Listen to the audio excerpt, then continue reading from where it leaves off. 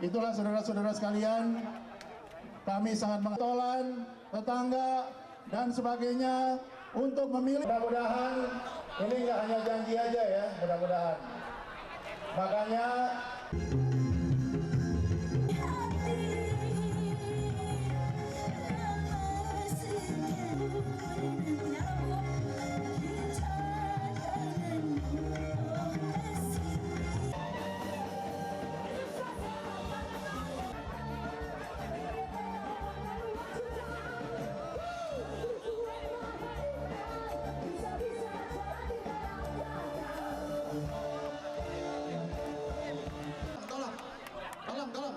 stop.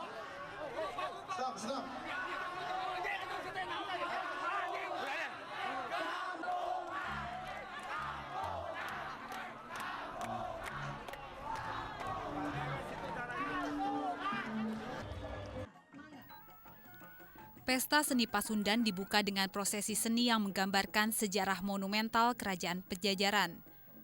Menurut orang Sunda, ini merupakan hakikat sejarah bumi Priangan.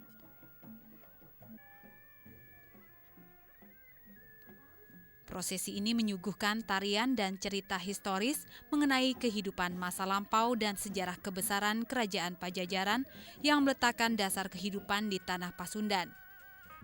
Dan Sumedang dijadikan puseur budaya, alasannya itu tadi bahwa satu-satunya kebesaran Raja Pajajaran pada waktu itu, Mahkota Binokasih, diberikannya ke Sumedang dan diterima oleh Prabu Gesan Ulun pada waktu itu. Pesta budaya ini juga mempertunjukkan berbagai atraksi kesenian Sunda yang lain, diantaranya Jaipongan, Sisingaan, Reok Sunda, dan Odong-odong. Pertunjukan seni dan budaya Pasundan ini menarik perhatian masyarakat Sumedang yang telah memadati alun-alun sejak pagi hari. Pesta budaya ini diharapkan dapat mengangkat citra budaya tanah Sunda dan rencananya Pesta Budaya Tanah Pasundan ini akan digelar setiap tahun. Dari Sumedang, Jawa Barat, Idam Ardiansyah, Aing Iman, Metro TV.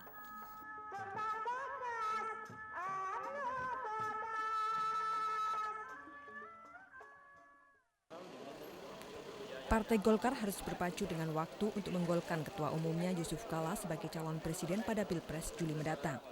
Sejumlah partai sudah didekati termasuk PDI Perjuangan yang sebelum pemilu legislatif sudah mendeklarasikan ketua umumnya sebagai capres.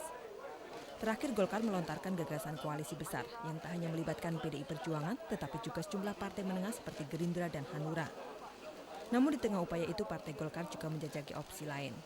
Partai berlambang pohon beringin ini kini berupaya untuk menyandingkan Yusuf Kala dengan Ketua Umum Hanura Wiranto pada Pilpres Juli mendatang. Siang ini pembahasan mengenai opsi ini kembali digelar di Posko Golkar di Jalan Ki Mangunsarkoro, Menteng, Jakarta Pusat. Dari Golkar hadir Sekjen Sumarsono dan Wasekjen Iskandar Manji. Sementara dari Hanura diwakili Sekjen Yus Usman dan Ketua DPP Fahru Razi. Sumarsono tidak membantah adanya upaya untuk menyandingkan Kala dengan Wiranto meski menurutnya belum ada keputusan final.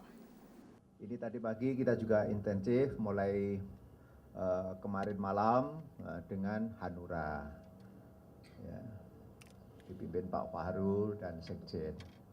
Tapi sekali lagi ini kan kumpulan.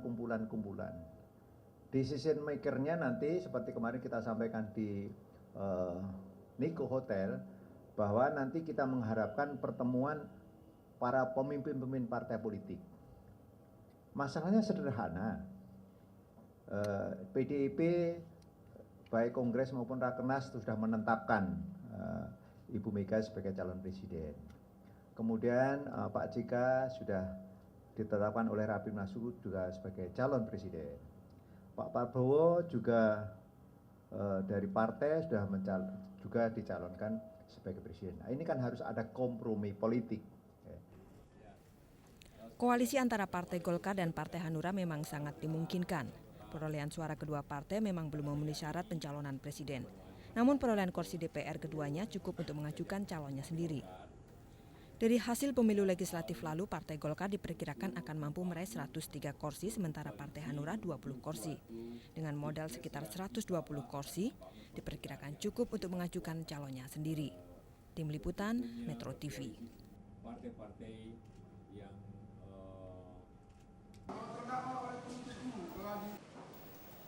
Dalam persidangan, terdakwa Helmi Somat, pegawai negeri sipil Kecamatan Ilir Barat 2 Palembang, Sumatera Selatan, terbukti mendapat perintah dari Sekretaris Camat Ilir Barat 2 Safrudin untuk membuka segel rekapitulasi suara. Atas perbuatannya, terdakwa telah melanggar Undang-Undang Pemilu Nomor 10 Pasal 274. Helmi Somat merupakan satu dari 5 pegawai negeri sipil yang ditangkap polisi karena diduga merusak segel rekapitulasi di PPK Ilir Barat 2 Palembang pada pemilu legislatif lalu. Sedangkan 4 pegawai negeri sipil yang diamankan polisi hingga saat ini masih dilakukan penyelidikan. Atas putusan hakim, terdakwa dan pengacaranya meminta banding. Sementara itu, dalam surat dakwaan yang dibacakan di persidangan yang digelar di Pengadilan Tinggi Negeri Pematang Siantar, Sumatera Utara, atas kasus mobilisasi dan pengerahan guru serta kepala sekolah di lingkungan Pemda setempat oleh terdakwa, Kepala Dinas Pendidikan dan Pengajaran Surung Sialagan, Jaksa Penuntut Umum, Radot Parulian Lumbantoruan menyatakan terdakwa telah terbukti melakukan pelanggaran pemilu.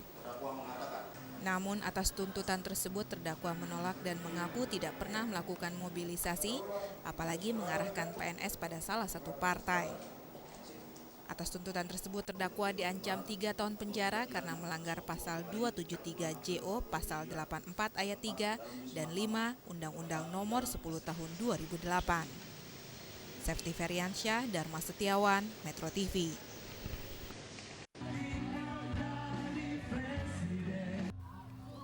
Peta konstelasi pekan ini bergerak cepat. Publik kembali menyaksikan manuver politisi dan partai-partai politik. Sampai saat ini tercatat 3 blok koalisi, yaitu Blok Demokrat, Blok Golkar, dan Blok PDI Perjuangan. Blok Demokrat lebih sering disebut dengan Blok Susilo atau Blok S. Di blok ini, Partai Demokrat memperoleh dukungan dari Partai Keadilan Sejahtera dan Partai Kebangkitan Bangsa. Koalisi ini menyumbang dukungan sebesar 1/3 suara pemilu legislatif. Koalisi Blok S semakin besar dengan tambahan suara dari 12 partai kecil. Jumlah dukungan menjadi lebih dari 44% suara.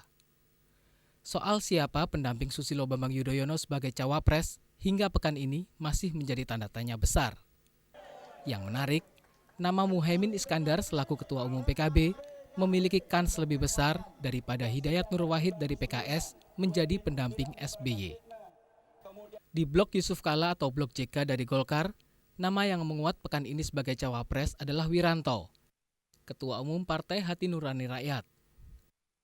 Koalisi Golkar Hanura memang sulit menembus prasyarat 25% perolehan suara nasional, namun lolos dari syarat 20% keterwakilan minimal di DPR. Meski demikian, duet JK Wiranto hingga kini belum diumumkan secara resmi.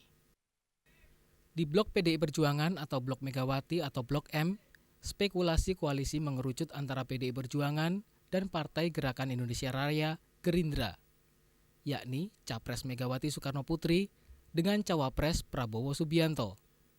Sama halnya dengan blok JK, blok M dengan koalisi PDI Perjuangan dan Gerindra dapat lolos lewat syarat minimal 20% keterwakilan di DPR.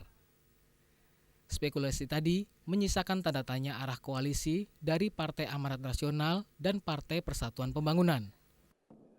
Kedua partai kini menjadi pemain kunci dari tarik-menarik ketiga blok tadi. Di atas itu semua masih ada spekulasi lain yang cukup mengejutkan dan melibas pakem peringkat perolehan suara pemilu legislatif, yakni koalisi yang terdiri dari Gerindra, PAN, dan P3.